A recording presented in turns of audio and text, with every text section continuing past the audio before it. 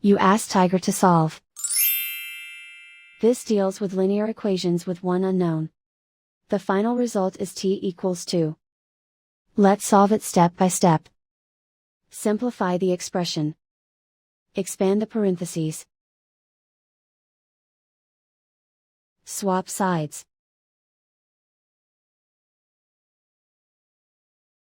Group all constants on the right side of the equation.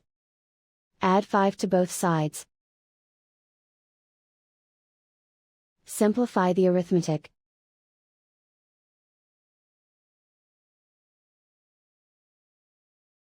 Convert the t into a positive number. Multiply both sides by -1. Remove the ones. Simplify the arithmetic. And so the final result is t equals 2.